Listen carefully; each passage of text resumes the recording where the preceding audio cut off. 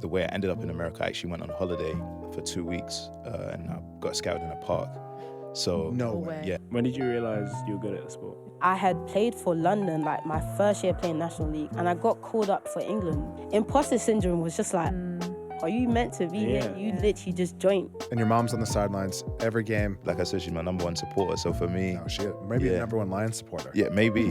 Where did your basketball journey start in London? As the typical Brit, I was playing other sports, but I've always been one of the better players in any sport that I've played. And basketball was one of the first sports that I joined where I wasn't. And for me, that was a challenge.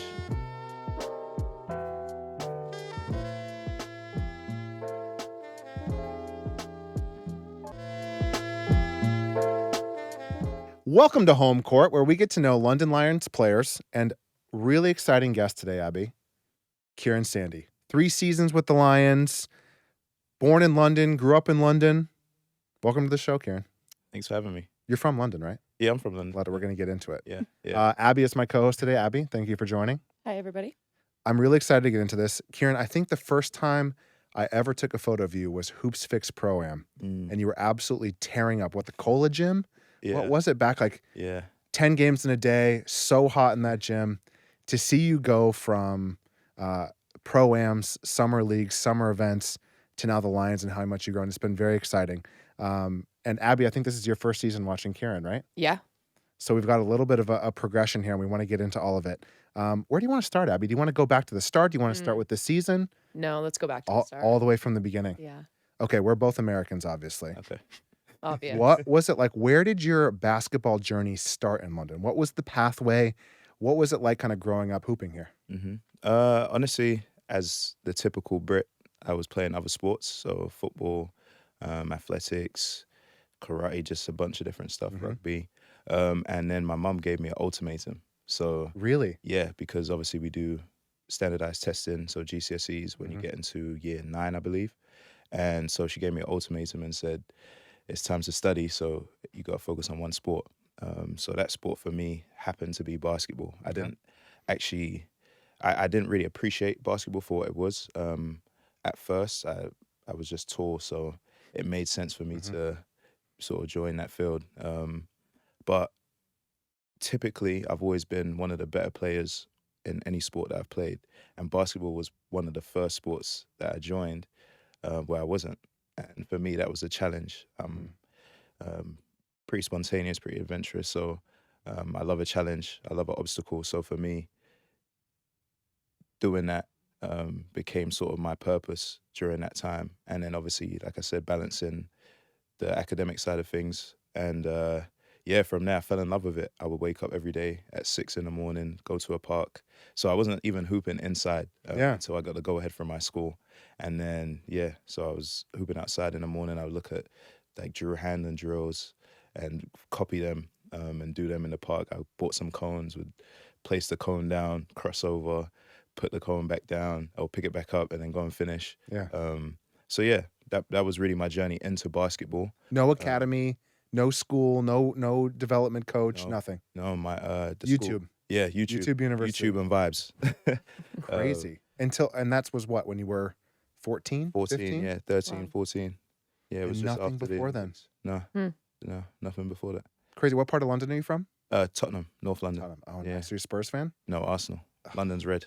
You see the lighting in here. You it's might red. have to kick me off the No, show. that's then. good. I just Yeah. became a couple weeks Yeah, you ago. just Became an Arsenal fan? Great choice. She picked Okay. Arsenal. Yeah.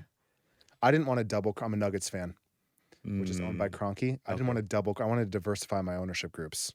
I don't So know I'm a why you would Spurs do fan. that. You're a Spurs fan. That's honestly disgraceful. I know it is. It's really tough, actually. It was a poor decision in hindsight. But this is about you.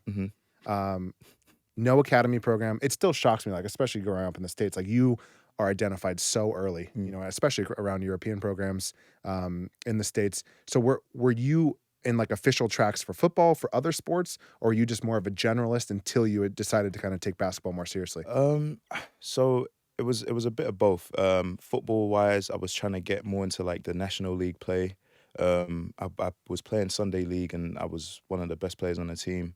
And then even with rugby, like my Rugby? rugby, my secondary school was actually an academy, a rugby academy.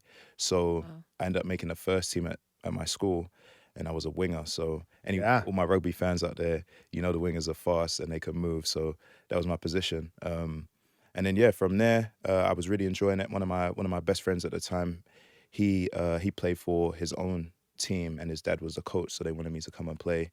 I went to a practice session. I loved it, and from there I was trying to see how far I can go with whatever sports. Honestly, same with athletics. I was doing 200 meters high jump, just dibbling and dabbling a little bit. But basketball. I don't know what it was about basketball, man. I really do think it was just that challenge of not being the best player and having to show up every day and really just prove myself. Was there a point for you in that journey? Like, when was it for you that you decided that basketball was going to be? I mean, obviously you because of academics, you stuck to one sport. But with Miss Sandy, I met her at a game. She's really great. She's amazing. But Biggest fan. Yeah, number one supporter. She's awesome. So when was it for you? When did the recruiting process start? When did you think, I want to play this, beyond here, college, US, kind of go into that journey for you? I think it was my first year under 16s, just got transitioning from under 14s into first year under 16s.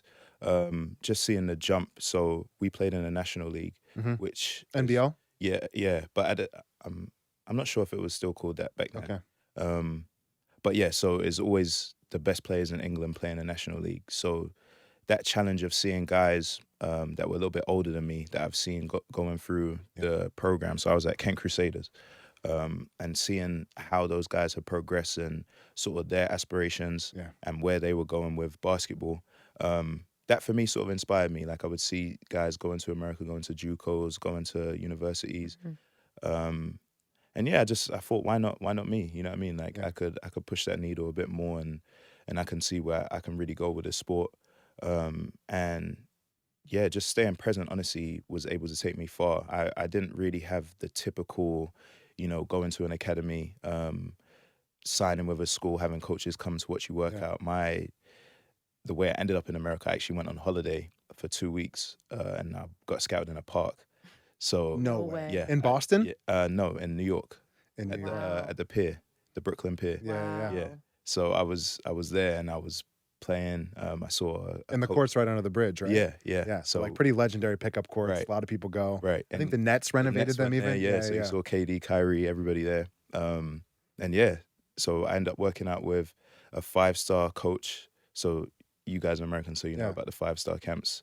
And then from there, so Lance Stevenson, his high school coach when he was in high school, that was Lincoln High School in New York. I believe that's in Coney Island. Yeah. So his head coach, Tiny Morton, he came to the pier, watched me work out. They was like, yeah, we like you. Come to this tournament. Went to a tournament, played Kyrie Irving's old school, the Patrick School. Yeah. Did well in that. Then, just kept getting invited to things. And I was actually supposed to go to a regional tournament, which is sort of the pathway leading to go and play for the national team.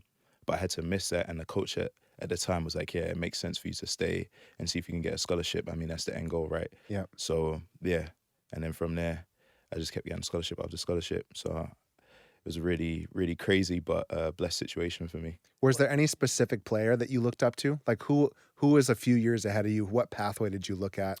Who'd you look up to as you were kind of going up that pathway? Okay, so when I was at Crusaders, we merged with Bosche and Abby. So we had Josh Steels, Akwazi. Oh, nice, yeah. Calvin Kintu, like all of those sort of older guys, a couple years older. Yeah, you're old, Josh. Yeah. You're an old guy now. Great YouTube, by the way. Josh great, is one of my favorite content guy, creators. That's Hooper, But so those were sort of the guys that I would see on the weekends after we finished our games. And it's like, all the older Crusaders are playing, like, let's watch.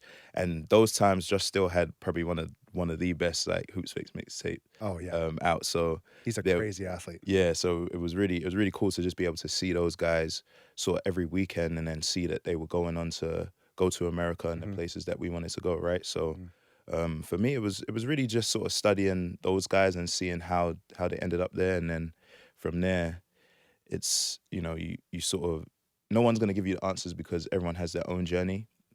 They might look similar, but your experience is very different depending on the schools that you go to and the connections that you make. So for me, it was about understanding that it was going to be a journey that I have to go alone, but knowing that I had sort of guys that I had looked up to and spoken to and worked out with before. I sort of had a bit of guidance on how to navigate my way through it. Yeah. Do you know what I mean? Mm-hmm. How was that time over here being away from home? You did a post-grad year at Avon Old Farms in Connecticut. Yeah, correct? yeah. So that, and then going to a few different schools, colleges in the States. What was that like for you when you were over here by yourself, away from your family, I'm assuming? Yeah. So fortunately, the school that I ended up picking for high school was in Baltimore. And so my grandparents had lived in Baltimore for 20 years. Like I said, I was just really blessed that everything worked out for me, that I was able to have some sort of family around me. But yeah, it was difficult because I hadn't seen my grandparents for maybe 10 years at that point. So for me, it was adjusting, going on holidays in America to now living. That's like completely different. Just waking Baltimore up. too. Yeah, Baltimore My sister too. lived in Baltimore for a long time. Yeah, and Baltimore's really interesting. It's similar in a way to certain places in London, but it's not exactly the same. And again, it's just the culture was different for me, having to wake up and, you know, say certain words again because somebody didn't understand me asking for a bottle of water. You know what I mean? So yeah, it was really it was challenging, but it was fun. It was something new. Like I said, I'm a spontaneous person, so for me, just having that experience, having to go and do different things and meet different people and connect with different people in different ways was really interesting. But yeah, it was tough. There was times when it's tough because my mum is my number one person. So I haven't really been away from her before for that length of time. Yeah. But yeah, so that was difficult. But I understood what I was signing up for. You know what I mean? Like we sat down before I really signed and committed to the school that I was going to, and we was like, this is what we're signing up for. We know what this means. Like you're not gonna be able to come home for certain holidays. You might have to spend a birthday away. This is just all things that came with, you know, my commitment to basketball and that level. So yeah, it was a risk I was willing to take. Why did you decide to do the university college path in the States rather than maybe try to go straight to pro in Europe? Honestly, I don't think I was that educated on the professional side through Europe. Like I only seen a couple of people like Carl Wheatle, Mo, who had done that. So for me, it wasn't anything, I guess, that I had the opportunity. Yeah. I mean, there was like moments where I met certain people that were in those positions, but it was never really an option for me. And I think maybe looking back, could I have done it differently? Maybe. But I think the pathway that I took was best for my personality, who I am, the player that I've become now. Yeah. I think that helped me a lot, and especially on the mental side of things. Yeah, I mean, I think it really just depends on what's available to you at those moments in time. And then you went Holy Cross, a lot of Northeastern connections. Oh yeah. Abby played it at Bowdoin, so NESCAC. I went to Maine. Dartmouth. Yeah, okay. Maine. Yeah. New Hampshire for Dartmouth. Yeah. Why Holy Cross? I mean, legendary basketball school in the past, though. Yeah. You know, we just talked about like Bob Cousy as a statue. Yeah. You know, legendary. Maybe not so good at hoops anymore, but rebuilding. You know, maybe not as legendary, but still like great basketball tradition. So, what kind of drew you into Holy Cross? So when I was at Avon is a great school academically and for sports like lacrosse, track, football, American football, that is. Even their English football, they were pretty good. And Abby, you know Avon? How do you know Avon? Oh. The boarding school life. Just you know? boarding school life? Boarding school boarding life. school Yeah. life. It's a small Connections. circle. Yeah, it really is. It really is. Yeah. But so yeah, they're not necessarily known for their basketball, but they were one of those postgrad schools that really wanted to give me an opportunity and allow me to play. I played a lot my first 2 years in Baltimore, but like I said, it was a shock all over. So for me, I had to adjust really quickly. And I did well adjusting, but I needed one more year to be able to get to that level where I was ready to play in university. Yeah. Avon really allowed me to do that. Shout out to Coach Roller. He really helped just let me play freely, figure out my game as well, because I'd been playing a lot of like the 4 kind of. At my first school, we didn't really have any real bigs. But yeah, once I got to Avon. How tall are you? 6'6", 6'7". 6'6", yeah. Yeah, so yeah, just being able Which isn't to, a college big typically. yeah, it isn't. at that It isn't. level, yeah. Realistically, it isn't. Yeah, you're That's more of a wing more at of that a level. wing, right? A wing, small forward, point forward, as some would call it. But Yeah. yeah, so Avon just really gave me that opportunity, and yeah, it's one of those schools where if you're in America and you talk about Avon Old Farms, people are like, wow, you went to Avon, or I know so many people that went to Avon. So Even yeah, Abby. yeah, Even Abby's like me. Avon. Yeah, so it was just, seizing that opportunity. Yeah. What was that lifestyle like? I mean, living at a school, you were boarding, I'm Yes, assuming. yeah. So for people, like, how different was that from anything that happens over here? I mean, maybe there's maybe boarding schools here. I'm actually Yeah, not there's quite boarding. sure. Yeah, there's boarding schools here. What was that lifestyle like for you, living on campus and being around your friends, Yeah. people all the time? That was fun. It was fun. It was obviously for me, I'd already moved away, so I felt like I was boarding my whole high school and college career, essentially, because that wasn't necessarily home for me. Yeah. But in that environment, Avon's like a brotherhood, and there's still guys, from Avon now that I talk to every now and then, or we speak with each other on social media, that sort of thing. But it was a great experience. It was a really good experience. You make connections for life. Yeah, there's something about having that sort of camaraderie that you can never sort of replicate in any other form other than having to live with people and share time with people, play sports with each other, and just share the same time. Connecticut was really cool though. Like I saw a bear. First time I ever saw a bear in my life. A Connecticut bear? Yeah, Yeah, not the yeah. place known for bears. But Yeah. That's Well, I don't interesting. know. I don't know why. I guess Avon has a lot of acres of land, Mm. so they have forests and Yeah. woods and all of that, and there would be families of bears just living. So you get a text message randomly at like 11 in the morning. I think that would be It's Almond like- going to Montana State. I went to high school in Bozeman. Yeah. That's where you see bears. Yeah, I would yeah. not expect that in Connecticut. Yeah, Yeah. I didn't know. I didn't know until I saw one. I Posh, was like, posh bears. That's Connecticut. Yeah. yeah, but Connecticut bears. Connecticut was a great time. Yeah. I Yeah, definitely. the boarding school life is very unique, I think, Mm-hmm. especially the Northeastern Yeah. boarding schools. Yeah. And then Holy Cross is like a natural next step for a lot of people. Mhm. Yeah. You Yeah. typically see that. Holy Cross, I just asked you, Bill Simmons, Yeah. famous. what Holy drew Cross me alum. over there? Are you Bill Simmons fan? What? You said no. You had a very Yeah. cryptic answer. Well, I didn't say no. I'm not gonna say it. Okay. I'm not a fan of his. He's great. Great yeah. media trained answer. Yeah, he's Podcast. great. He's great. Next Exactly. He's great. Next question. Question. No, but sorry to answer your question about Holy Cross. What drew me there? They were also, during my time at Avon, they were one of the first universities to really show me some love. And by that I mean like sending me emails, sending me handwritten mail. One of the, like, a legend at Holy Cross, Jehovah Floyd, he had sent like some messages as well. And then they came for a couple of workouts and they saw me in an AAU tournament in Pittsburgh. And yeah, it made sense for me. Like, it just Yeah. made sense for me. I had interest from other Division I schools, like Iona came to some games, UNH, New Yeah. Hampshire, St. Bonaventures. Like, there was a bunch of really cool schools that, when you're coming from England, you hear about Yeah. these sorts of universities, you're like, wow. But the coaching staff, and specifically Coach Carmody, Coach Metz, those guys really made it feel like a home outside of England for me. Mhm. And also the team, like, there was guys on that team before we had our coaching change, that made it a really safe space for me.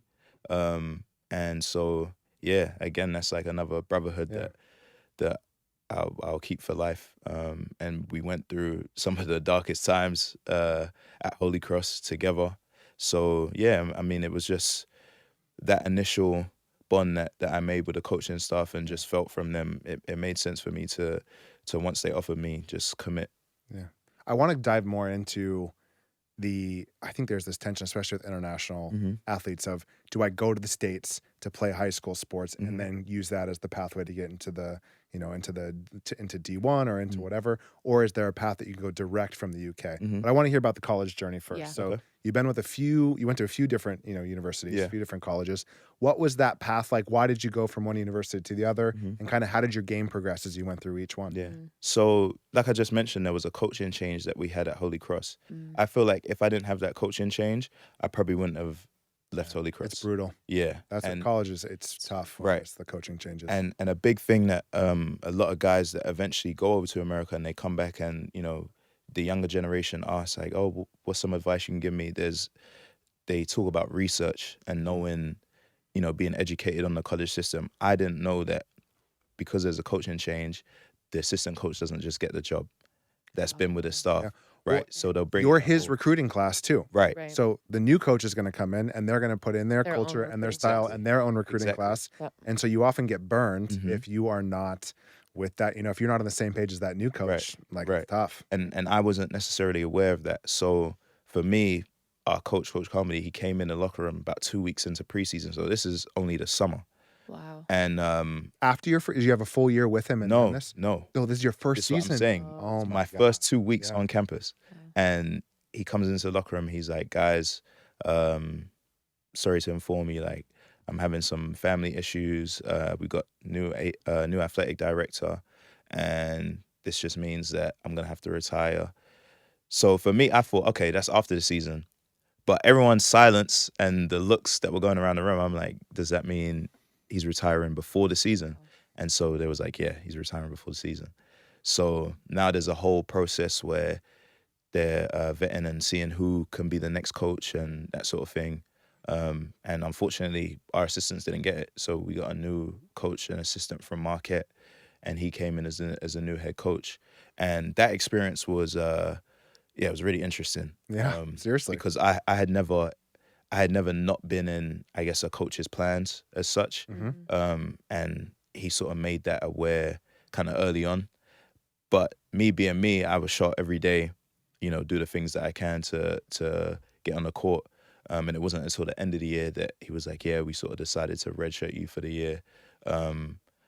That he explained that to me. So, but he said he didn't want to tell me that. And then, my sort of energy and that sort Work of thing. ethic Yeah. and everything. But Yeah. that was never going to be a problem for me because, like, I've come all the way from England. Yeah, I'm not gonna, yeah. But I'd say that really sort of determined sort of how my college career went from there, because then COVID happened. Yeah, you were, 2019, right? Yeah. First year? So COVID happened in March. Wow. So I ended up in Michigan, and I'm working out in Michigan with some of my boys. We're in Michigan. Ann Ann Arbor? Arbor, yeah. Yeah, okay. Ann Arbor. So we went to some Michigan games, worked out in Michigan a little bit. That was a really cool experience. I love Michigan. Mm. Separately, though, That's where I met my wife. I lived there for 3 Really? years in Detroit. yeah, the Deuce. I love it. Yeah, Shout out to Deuce, man. But yeah, so I was there. Then COVID happened, and I didn't want to leave my mum alone. So I decided to come back. Mhm. I had a couple visits scheduled, so Montana State. Yeah. Um, Huge UK pipeline. yeah. A lot of huge, British yeah. guys go to Yeah, Montana they State. do. They do. Go Bobcats. Yep. Idaho State, North Florida. Like, there was a bunch of schools that Mhm. I was gonna go to for visits and that sort of thing. But yeah, it didn't really make sense during that COVID period. So I came home. I verbally committed to Miami-Dade so I could still explore Division I options, but it was all the same. Like, oh, we want you to come in, Yeah. have a visit, work out. We want to see you in person. And that's usually the challenge with international guys. So Yeah, if you're not it's in much front harder. if you're not in front of the coaches, or say you haven't got crazy film from the previous year, that's your challenge. Yeah. And COVID just made it almost Right. impossible for that to And you looked happen. at Bozeman Winters, Montana State versus Miami Winters, Right. and you went, Right. "Ah, And it's like, I might as well verbally commit to Miami." but Dade." I must say, Lemoyne, so they're Division I now. They were actually very interested. Like, they wanted me to come to the school, yeah, and they were willing to offer me straight away without having to come and visit. My thing was, though, again, Miami summers, Northern Pretty New good. York Miami winters. winters, and then you got, you know what I Yeah, mean? upstate. Yeah. So I was like, okay, I deserve, after spending 2 years Post-COVID, you're like, Yeah. yes, I'm going. Connecticut and then Massachusetts, I'm like, oh no, I need Baltimore. some sun. And Yeah, Baltimore, yeah, I was like, I yeah. need some sun. So And was Miami-Dade D2? no, so they were JUCO, Oh, okay. Division 1 Okay. JUCO, yeah. Okay. But they're in Region 8, I believe it is, which is one of the best regions in the Got it. country. Okay. So you built this brick by brick, man. Like this is one of the tougher routes Yeah, to Wow. take for Yeah. college athletics. Yeah. yeah. And so how you were there for a year? 1 year. 1 year. my and degree. And then then- Mercyhurst. Yeah, and then Mercyhurst for 2 years. Okay. Yeah. Jeez. Wow. I almost went back to Miami-Dade, but Just the mental toughness of like getting through that. man, and then just the coaching Yeah. changes. Do you know what I Mhm. mean? Because even in Miami, it was a similar thing. Like our coach didn't have the best background in terms of basketball. Like he was telling us one thing, and then at the end of the year, we had to have auditors come in, and they was like, "Yeah, by the way, this is first coaching job ever." It was like, what? Oh. So we go through this roller coaster of a season where we have guys that, honestly, everyone should have gone Division 1. Yeah. But again, it's like situation, research, you know, like I was fortunate that I really had people batting for me in my corner. So along my path, along my journey, I met people that sort of bought into my brand, bought into me, and they were giving me advice on certain things. Miami-Dade was a great situation for me. But again, like me doing my own research, I might have been able to see certain flaws and been like, okay, maybe this isn't the best journey for me or the best path to take. Right. But all in all, like I really don't regret anything because, again, like Miami was just amazing for me to experience that and to play against dogs. You know, Yeah. like Yeah. JUCO was really JUCO's ever improving themselves because they all need that Right. shot. They Yeah. need their mixtape. Yeah. They need their highlight reel. Right. Like and that means I had to go there and prove Brutal. myself too. Yeah. You know, so Yeah. it was really fun to have that challenge every day and deal with certain circumstances off the court that regardless I have to come in and do my job, you know? So in a way, like my whole journey just sort of prepared me for this now, where obviously it's great that you're able to get paid, but you're doing certain things and there's certain external factors that could affect you on the day, but you can't let that happen, Yeah. you know? So it was sort of just training for that. But yeah, Miami was great. And then, like you guys said, after that was to Mercyhurst, which was another really interesting experience because sort of I've gone in there with certain plans and I got injured early on in the year. So that sort of held me back from really being able to play a lot my first year. And then, yeah, like I think I decided at the end of my first year that maybe college basketball isn't my calling.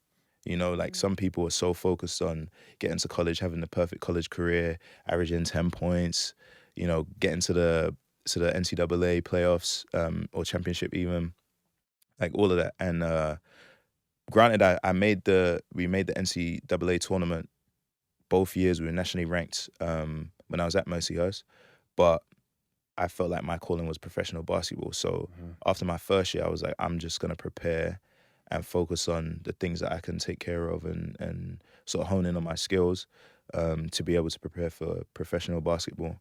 And yeah, by April of my senior year, I had signed with my agent and we were on the same vibe of like, this is how we're gonna attack the professional route. So your first professional contract was with the Lions. With the Lions, Been yeah. with the Lions for 3 years now. Yes, yeah. I'm really interested in when you made that decision. And Abby, you can ask, I think you have probably questions around the college journey too. But you mentioned you were you were like trying out probably a lot of different roles. Mhm. When you were identifying, okay, I want to go pro, I'm getting this agent. What role did you think you were going to fit into with the team? And why did you pick the Lions for like where you thought you could kind of play your best basketball? I think ultimately I've always been a guy that can do a bit of everything. So, and going to so many different schools, I had the opportunity to play different roles. So, like I said, my first 2 years in high school, I was sort of more of a big. So I learned, I guess, basic footwork, fundamentals, touch.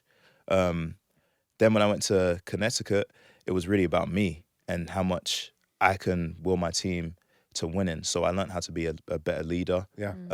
Also scoring the ball more. Primary So scorer, yeah, like I was averaging a double basically that year. Like I think it was like 16 and 10 or something. Mm-hmm. I'm like top 3 rebounding all time at Avon. Like yeah, I had some crazy stats at Avon, but just learning how to adapt to that position, then going to Holy Cross and having to sort of build everything again. So now learning how to adapt as like a small forward wing, kind of undersized big.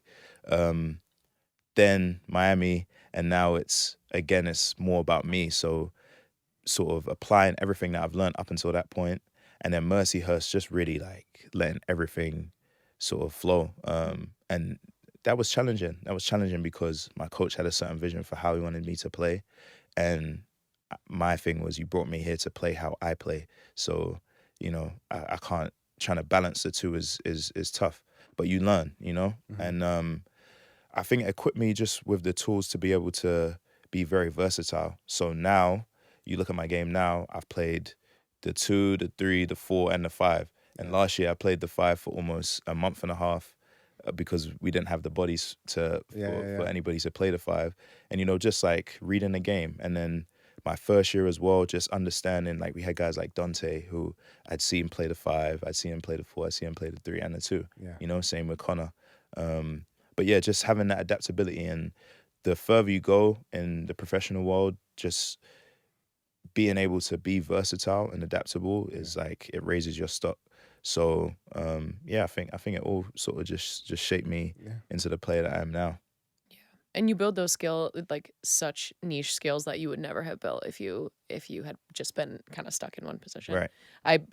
I'm small. I'm 5'9", but I was the same way. Like I was a guard, and I started as a 1, and then ended up being a 4 by the end of my college career. Yeah. It's kind of crazy, but it is a fun way to see the game. You gain a lot of perspective that way. So when you're playing in the 4, you can see what the 1 is like about to do, or it's a cool thing. So in terms of your skill, what would you say makes you stand out?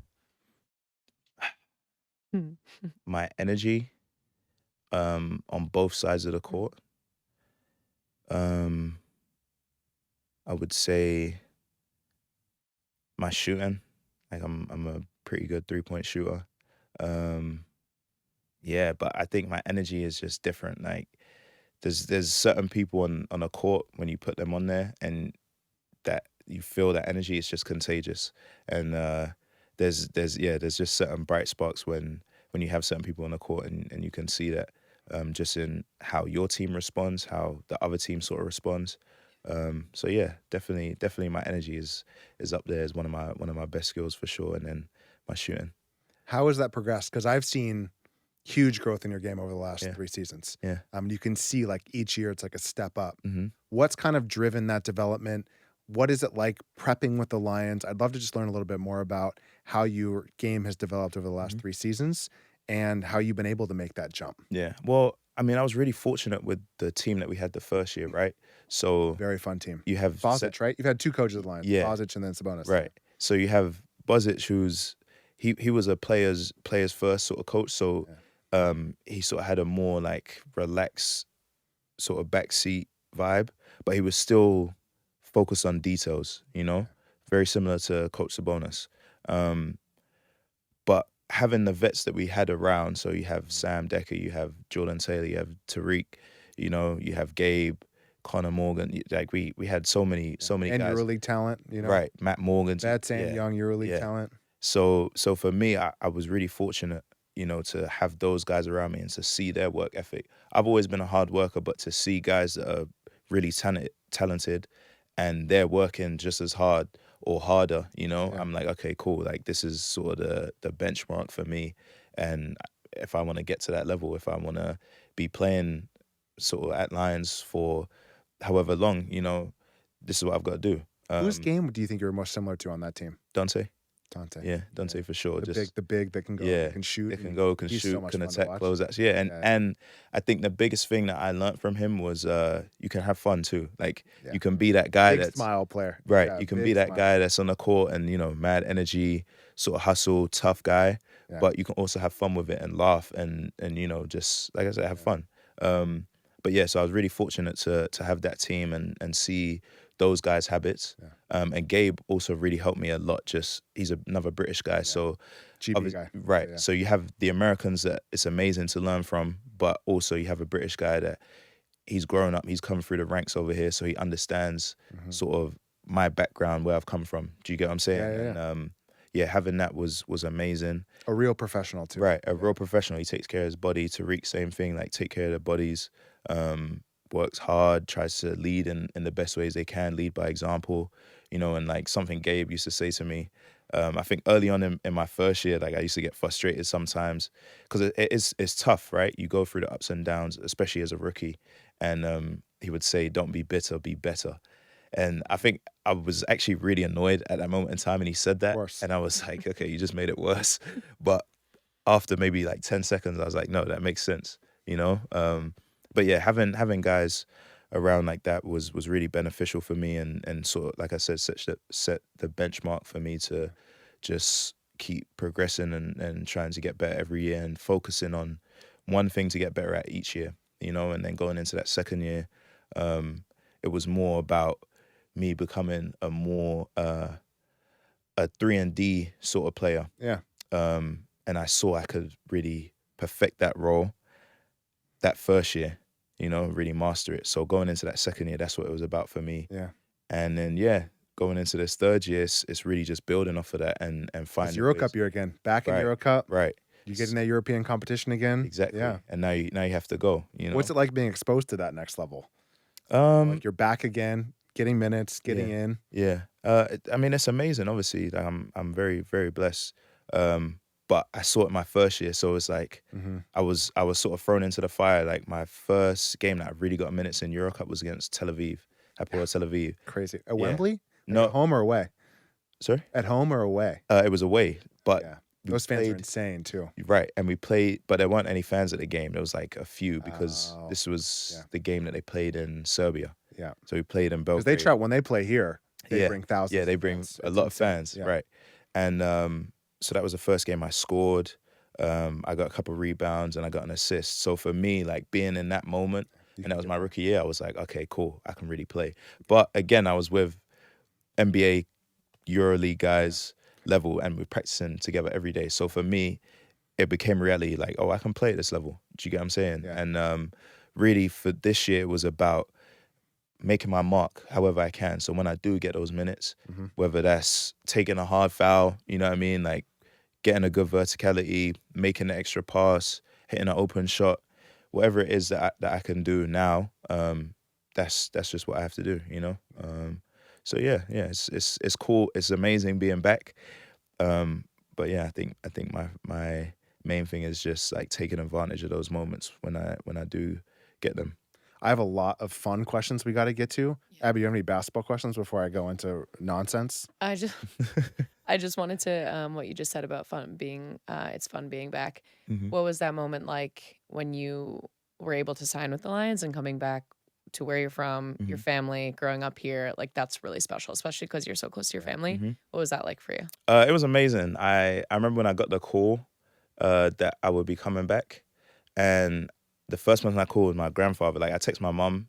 My mom's my main person, but my grandfather's like my guy. And unfortunately, he died. What was it, in August 2 years ago? Or no, not 2 years. Last year, so a year ago. Yeah. But I called him, and he was like, "Yeah." He's like, "I knew it. I knew they was gonna bring you back." You know. And I was like, "Okay, that means you have to come to a game." So me and him have always been close, but he's old generation. He's old school. So for him, it was like sports isn't really a way to be successful unless you're professional and like top of the top, you know what I mean? So like high school and college, he was like, yeah, keep doing your thing, but make sure you're studying your books. Yeah. You know, that was always his line. I was like, yeah, I got you. But once I had signed professionally, he was like, yeah, okay, like take it as far as you can, make sure you have your little things on the side, you've studied your books, so, you know, whatever you want to do with that, you can do. But yeah, I said to him, like, I want him to come to a game. He was like, yeah, I'll come. But then he died, so it was bittersweet. But I think just being able to come back home and not have to be, you know, overseas and dealing with stuff like that, it was almost like a blessing in disguise. It was like it was meant to be. Yeah. And your mom's on the sidelines every game. Every game. How long have you had that handshake? Forever. Forever? Yeah. That is the handshake. I think we made that the year that I left. So just before I left, I was like, yeah, we need a handshake. Because I have little handshakes with everybody for the most part. So I was like, yeah, we got to get a handshake. We have That's to get yours. one. So yeah, that's the highlight yeah. moment. Yeah, it's a great moment. What else has she done to kind of contribute to your basketball mentality? I mean, my mom's a hard worker herself, so Yeah. just seeing the passionate energy that she has for her work, I feel like that naturally made me adopt those characteristics. You know what I mean? And yeah, she always gives me gems. Like she texts me before every game. These are the gems. This is what we do. You know what I mean? And yeah, like I said, she's my number one supporter. So for me, No, she might be the number one Lions supporter. yeah, maybe. I think yeah, she Her and definitely Lions is. roar. You know, they're competing over there. I love it. Yeah, she's great. She's great. But yeah, she's definitely helped. She helps in all ways, honestly, mentally. She just she makes sure I'm focusing on the right path. Yeah. You ready for nonsense? I'm ready. Born ready. I have some really funny ones here, but I won't do that. Who do you have the most intricate handshake with on the team? Intricate. Think of your rapid fire questions too, Abby. You got it. Okay. It's going to be quick. These are Yeah. quick fire. Maybe Tariq. Tariq. Okay. Yeah. History. You just both liked intricate handshakes. You've had longer to develop it. I don't know. We saw certain things and we was like, oh, that's gotta go in the handshake, and then we put in the handshake. Okay. Yeah. Yeah, we got to go look out for that one. Yeah. Who has the most culture shock on the Lions coming from international, coming from the States or wherever they're coming from? I gotta say Shavar. I think Shavar, really? I think He was Greece, right? He was in yeah, Athens right yeah. before? He was in Yeah. Greece, but I think just being back in a English speaking country, but it's not America. I think that has almost blown his mind that people here say certain things. Do you know what I mean? Yeah. And yeah, so it's always fun, just us Brits talking, and then you'll hear Shavar in the back say something else and like copy it and try and say it in our accent. So Come on, then. That was the yeah. very first one, right? Come he's on, like, then. yes, bruv. Like, we don't say bruv to everything, bro. It's all right. Have you guys introduced the Americans or Lucas Schunis or any of the other national players to British culture? Like, what are you taking out? Are they getting fish and chips? Are you going to go take them out on tour? I know the season's really busy. But... So I was talking to Dean about this. We got to get a team roast dinner. Yes, Mm-hmm. you do. Sorted. Go to a Toby Carvery or something. Yeah, there's a lot of trash talk about roasts here. Yeah, It doesn't I seem don't like the understand. Americans are done. I love a good roast. But I think it's because you have Thanksgiving. So your idea. Shavar's Thanksgiving was ridiculous. Yeah, it was mad. What he wanted. So he said like Yeah. fried chicken as Yeah. Thanksgiving food. Yeah, I mean, I've been around a lot of different Thanksgiving meals. I guess and that is true. That's It right. is expanding. Yeah, so everyone has their own If there's tradition. turduckens, then I guess you can do fried chicken. Right. You know? What is your favorite food here? What? Well, Place or kind of food? Yeah, London. In London. Yeah, sorry. there's this place called. Actually, I can't say that. I got gatekeep. That's crazy. We'll But- ask you after. What I will say is, I love a good Italian. Mhm. Yeah, the Italian food out here is top notch, I would say. Okay. Yeah, but I can't give up the spot. Alright. Sorry, guys. That's You have any other ones? Oh, I have a ton. Oh, okay. Walk us through the choice to wear a bathrobe in your day in the life video. Oh, That's got to be a question from Lens. And what was the backlash to that video? I wouldn't say there was a backlash. I would A say positive backlash. What's a positive backlash? Response. yeah, yeah. a great response. Fan page. Yeah, A fan full, page. a full fan page and formed and from a the good bathrobe. chant from Lions fans. Nah, but Who filmed that? Ivan. Ivan, yeah. Nice. So he probably made the choice, right? Yeah, He so might- Ivan was just like, it's got to be really natural, like just how you'd wake up in the morning. I mean, obviously, I'm not wearing a robe most of the time. Like, I have my shirt off. So that was too far. yeah, No and I robe felt like would that be was too far. more. I felt like think you're right. No shirt or anything would have been just a bit too much. So yeah, I decided to go with a robe, and yeah, But keep it open. Just a little. Yeah, yeah, Of course. You're working hard. Can't yeah. close You it. have to, right? Keep it You open, gotta see the games. Yeah, exactly. Most points you've ever scored in a game at any level? 40. 40. Yeah. What was it? That was Crusaders under 16s. And it was like a back-to-back. So we played on Friday. We lost by 1 point, which was a crazy game, by the way. I remember it vividly. And then we played it again on the Sunday, and yeah, I just went crazy. On the Sunday, Yeah. you had 40. Yeah, on the Sunday I had The day 40. after. On the Crazy. Friday I had like 20. What's the most you've ever scored in a Yeah, game? what's the most you've ever scored? Me? Yeah. Yeah. Oh. In high school, the most I scored was 16. Mm. Yeah, Bozeman High School. Oh, okay. That's fire. I don't know. Efficient in minutes, Baltimore. Yeah, I can't remember in Baltimore because I didn't really used to check the stats, but when I got to Avon, Brian was checking Oh, the yeah. stats. yeah, Big time. Really? In every moment, I knew Really? exactly how many points. that's crazy. But in Avon, I think the most I ever had at Avon was I had like a 28-12 and yeah, like a monster game, and we won. And yeah, it was a great game. Funniest person on the team. Matt Goodwin. Matt Goodwin.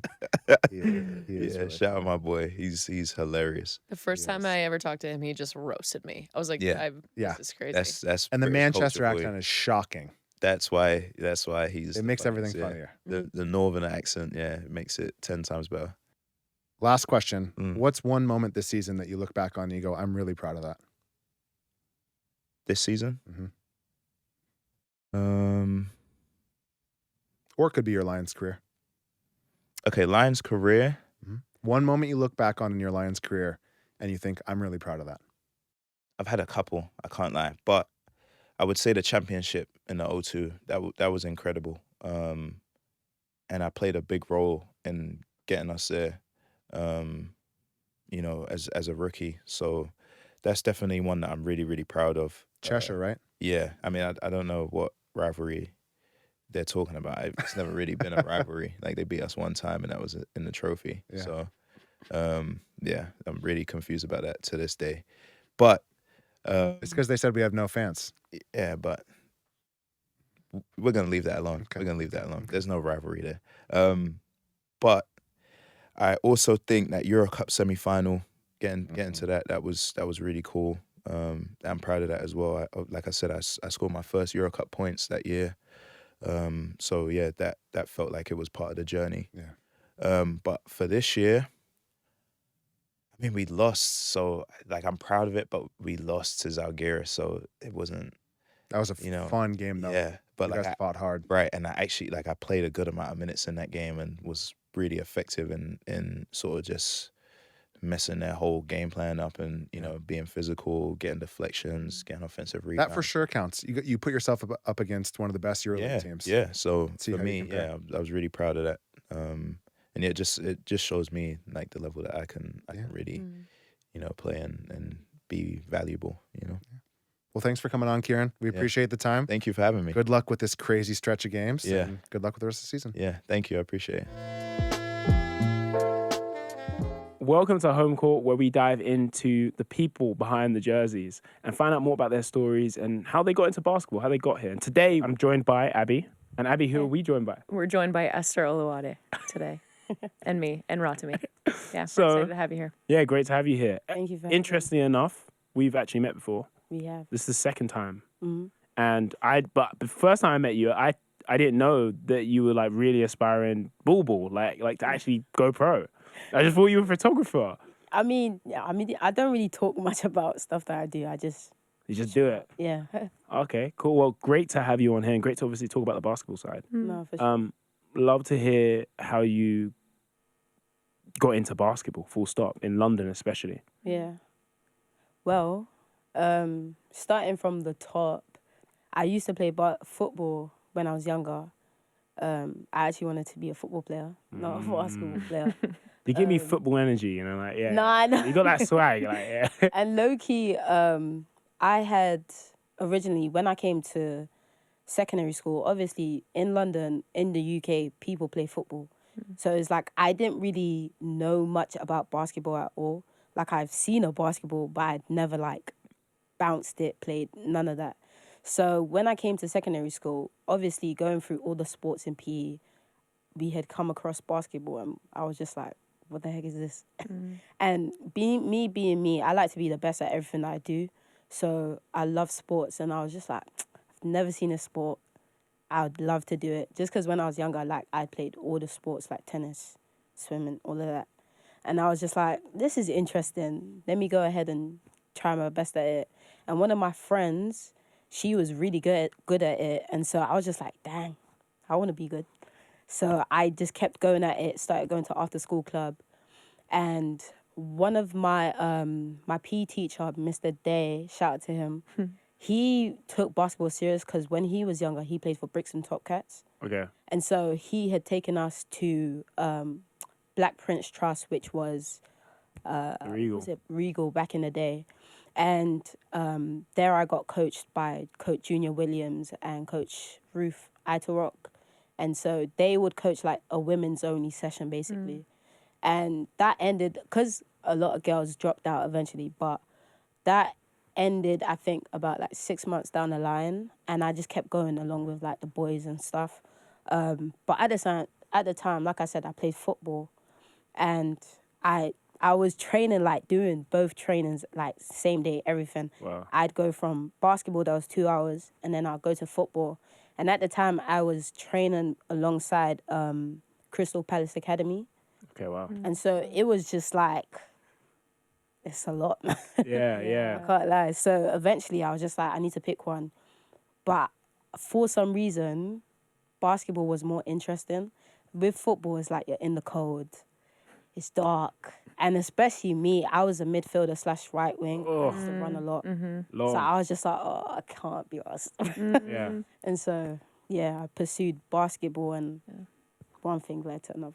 Yeah. So, yeah. And basketball's not a, super popular sport over here. Like you were talking about, you just were introduced to it in like gym class. So how did you face like adversity with that? Like, was there a lack of, opportunity there with like courts and access and stuff like that? Like, was there a lot of adversity with that? Tell us about that. Definitely. I feel like at the time, literally I'd just go and practice at school. Like we would do our best to get our PE teachers to give us extra time.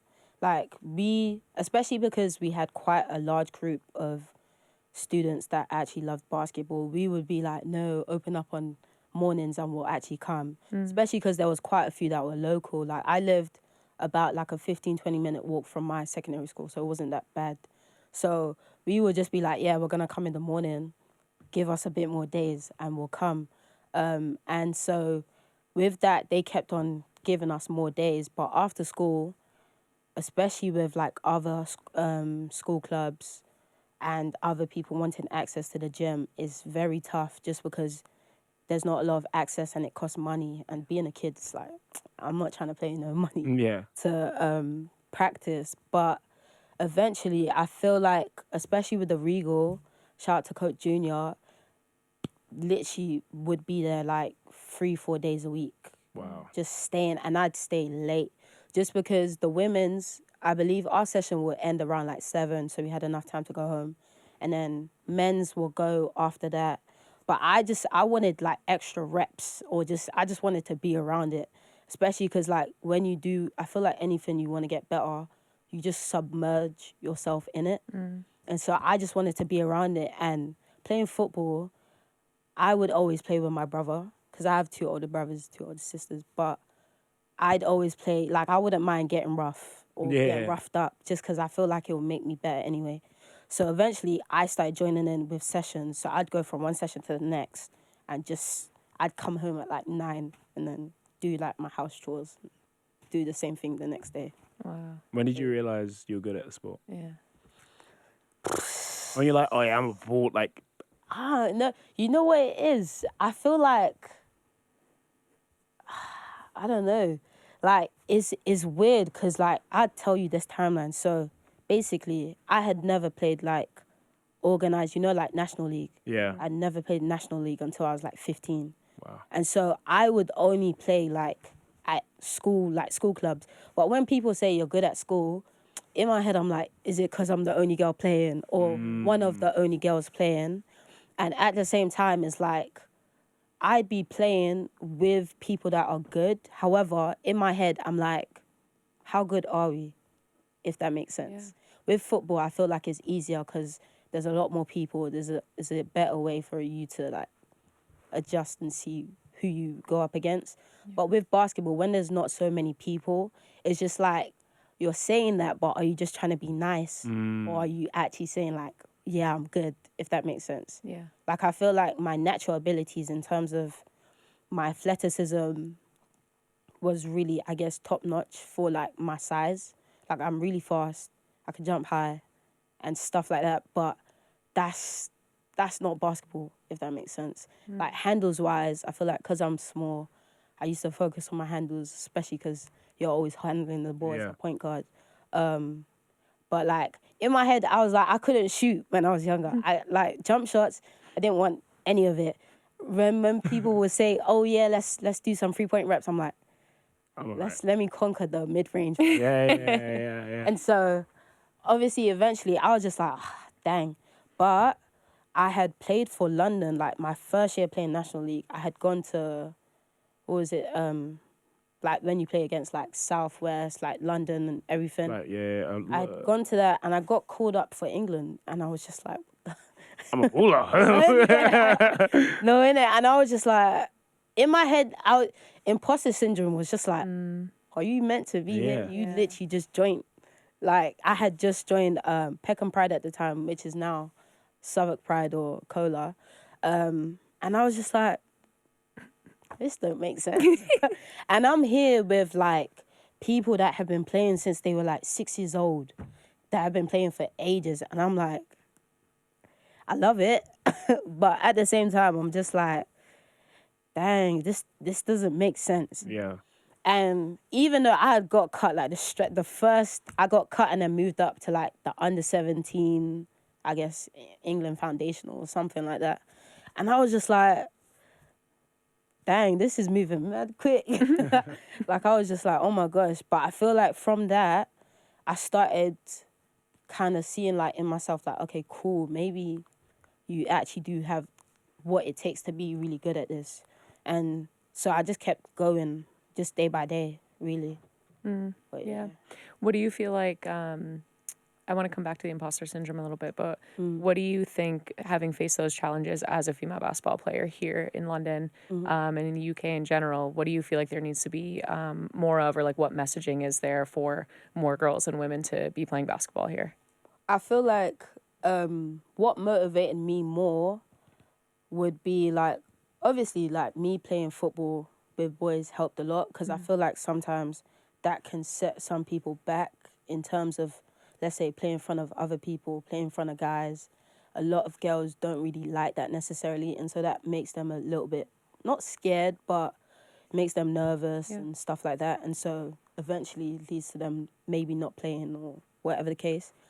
But I feel like me having that, as well as seeing like older role models that I can be like, okay, cool, she's doing this at a high clip, she's playing with these guys, and being in that environment at Southwark Pride Cola, you were around a lot of high level players, men, women, and a lot of us respected each other. So I feel like that added to it, being around people that respect you, being around people that support you, being around people that just recognize you just working hard.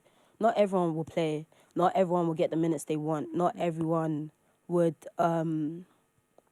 I guess get the spotlight, if that makes sense. Especially being around a lot of high level players. Not everyone's going to be a star. Sure.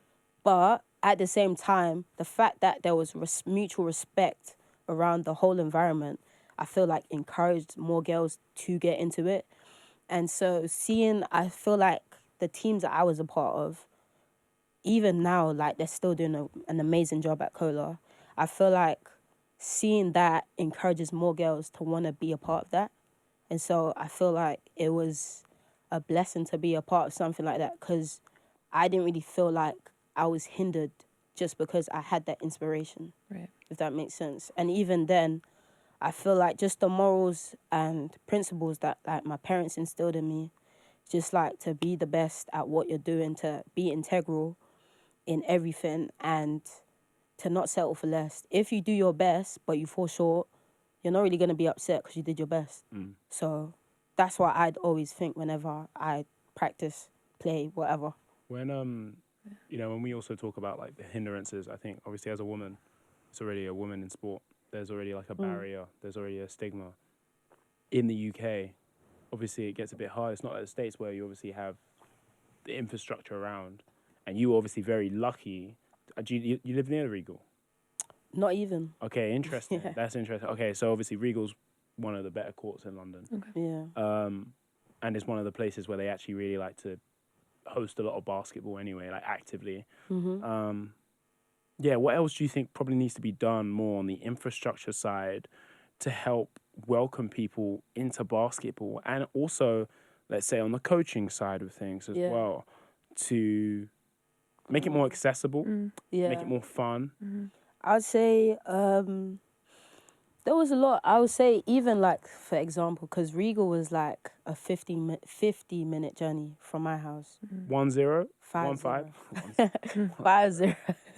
But imagine, like, even as a girl, I feel like making that journey, like I'd made that journey by myself.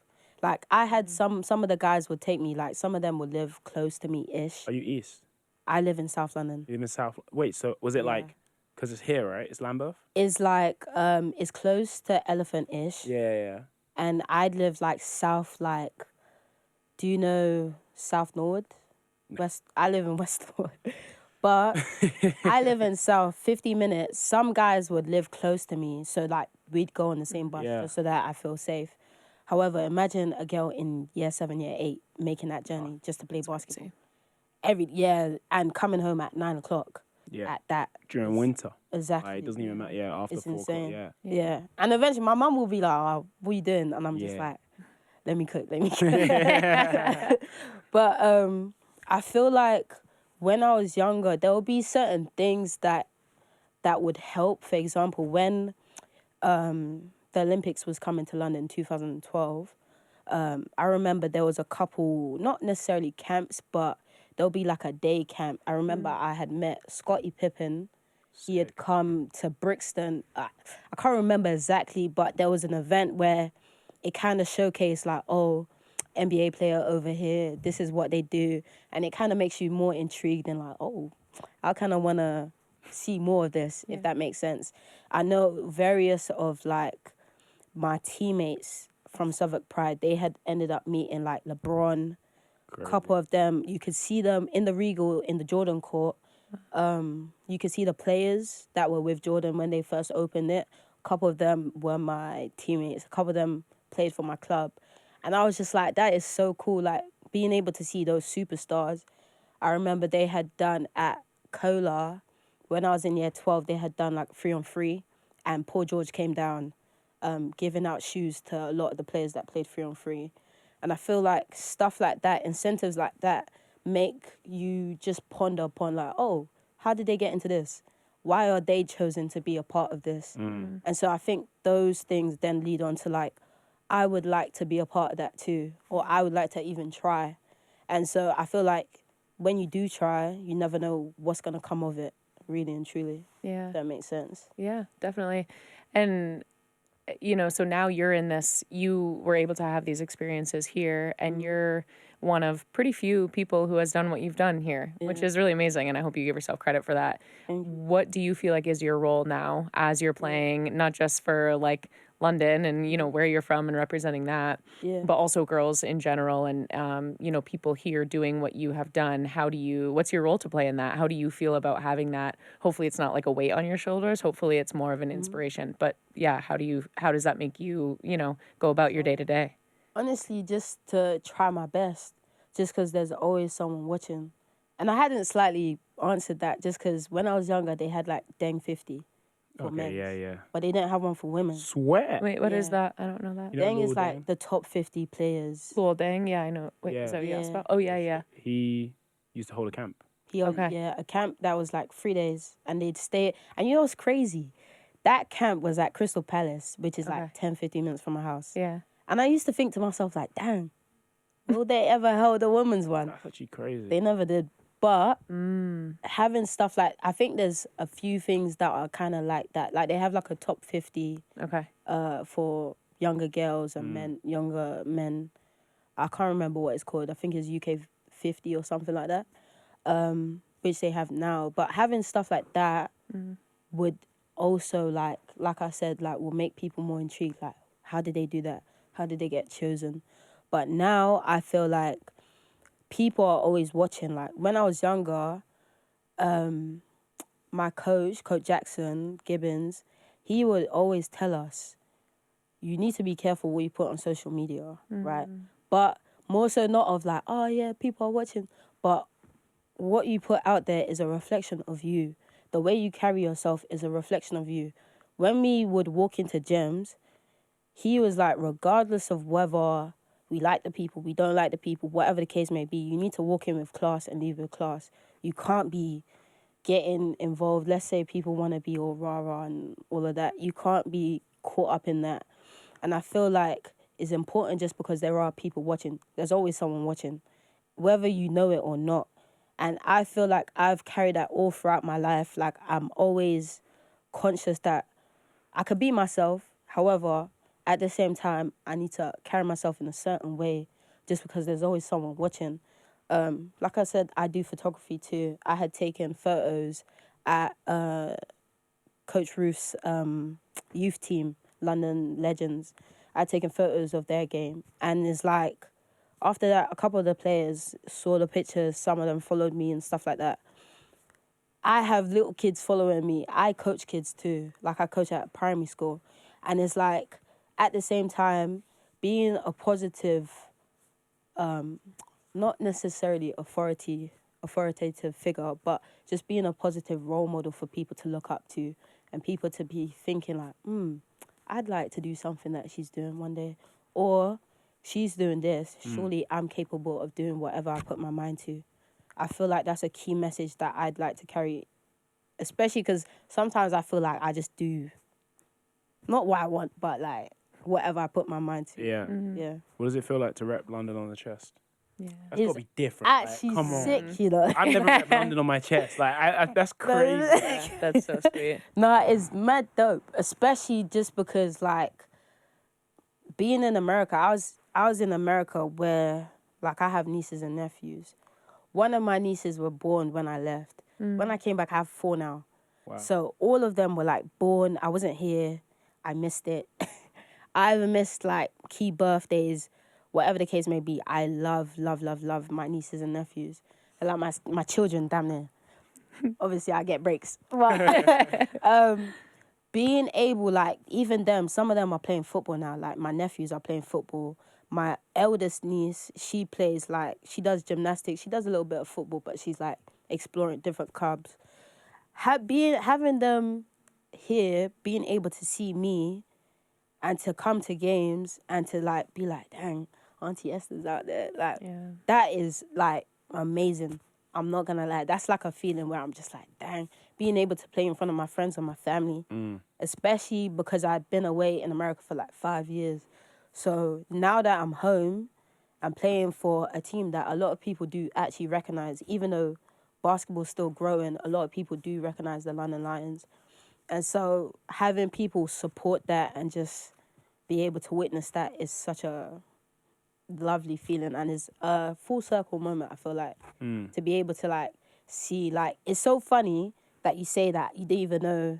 I didn't know you were a baller. Like, I had no idea. The thing is, so I met you were with Takenya, right? Yeah. So I'd met Takenya before. I knew Takenya balled, innit? But I didn't really. Yeah. Apparently, she was tough. Like, Yeah. so Just I'm like, straight up. oh yeah, you guys are frail. This is interesting. Blah blah blah. And you were like, oh, like I do. I was like, oh, I can get you in contact with someone from the Lions. I had no idea. Next season, I'm seeing like London Lions signed. I'm like, She's like, I don't need you. yeah. I'm thinking, damn. I feel like I was like, you were real humble for that. Like, that's crazy. Yeah. No, honestly, and that's the funny thing, because it's like, I remember last season I had come to a game and I brought a couple friends of mine. And it was just so funny because at that moment I wasn't thinking I was going to be in a London Lions jersey. I was just thinking like, oh, I'm supporting. And even then I was just like, I'd kind of want to push towards another level, just because I felt like I was like, the level I was playing at, I was having fun. It was competitive-ish, but I was just like, there's more to give, especially with my skill level. I was just like, there's no way that I can't push for the highest rank. And even if I fall short, it's like, okay, cool. But at least I know I've tried. Yeah. So I was just like, I was thinking, it was pondering in my head. And with like photography, like it's hard. It's not hard to do both. Like you can do both, I feel like. But at the same time, photography does take a lot of time. So in my head, I was thinking like, do I want to just focus on this solely and just say bye to basketball, but you never say bye to basketball. And so I was just like, you know what?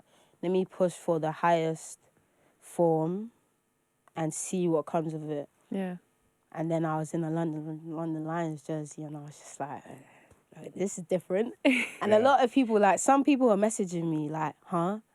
Since when? I was just like, I'm a baller. What do you mean? What do you mean? like, no. I'm a bucket. No, literally. And it's funny because, like, sometimes, like, even sometimes I'll work with my friend, Reese. Like, he's a stylist, and I take photos of people he styles and stuff like that. And sometimes people might ask me, like, oh, yeah, what do you do? And I'll just be like, oh, I play basketball.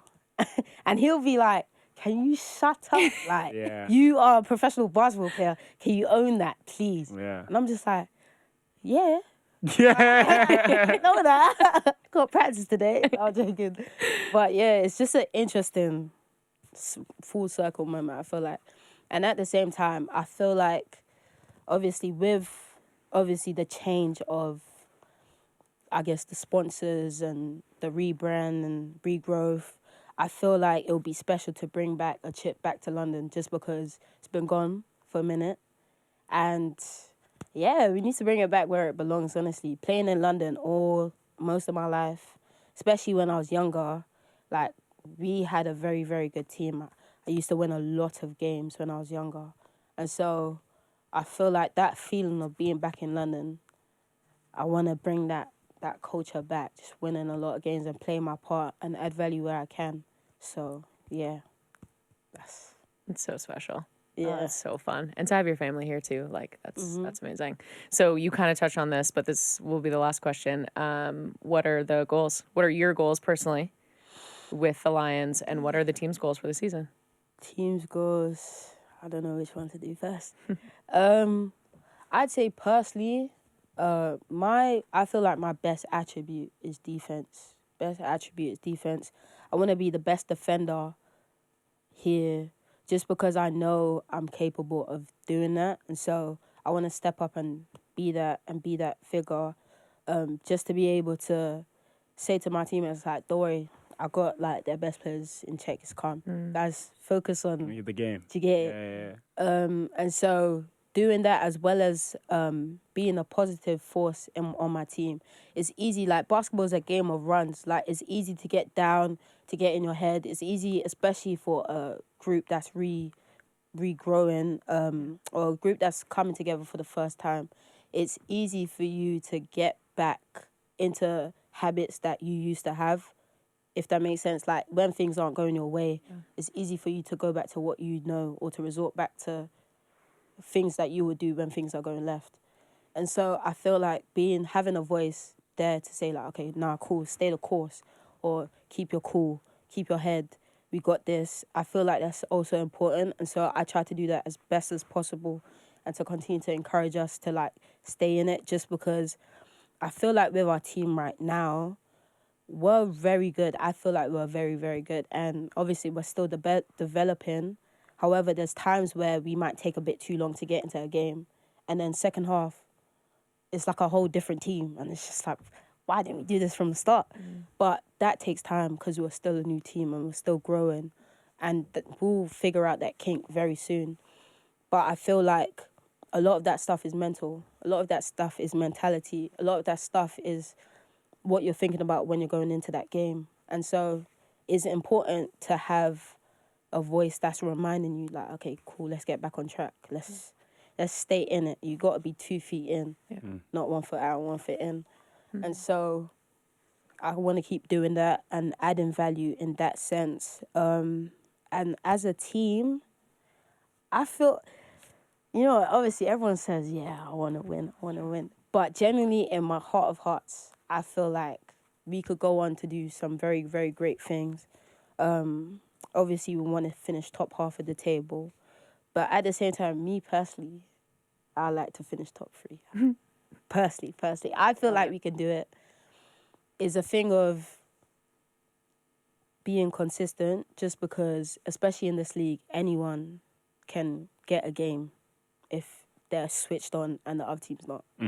So I feel like it's a thing of being switched on at all times, and just doing the extra, doing the little things. Sometimes the little things is what sets you apart. The loose balls, the second chance rebounds, those things set you apart. And so being focused and tuned in to do the little things and to make that difference so that we can get to where we want to get to. And I want a chip. I can't lie. I just said I want it to come back to London. And genuinely, I would love for it to come back to London. Like, that's a Cinderella story, but it's not really in my head. I feel like we can do it. Yeah. We definitely have the team, the attributes to do it, the skills to do it. And I feel like our mentality is growing, especially as a group. I think we just need to keep honing our skills and keep tuning in during practice, and it'll come together. But what camera do I laugh? But when the end of the season comes, We'll come back to this clip. Yeah, we will. Hopefully this ages very well. Yeah. Yeah. Oh, It well, must, I believe it. I believe it. Yeah, so that would be great. Well, it was awesome to have you on. Sorry, we couldn't keep you any longer. You got to run to practice, I'm sure. Yeah, But no, for yeah, it sure. was so fun to talk to you, and it's exciting to see what you guys are going to do this season. And you Thank you for having me.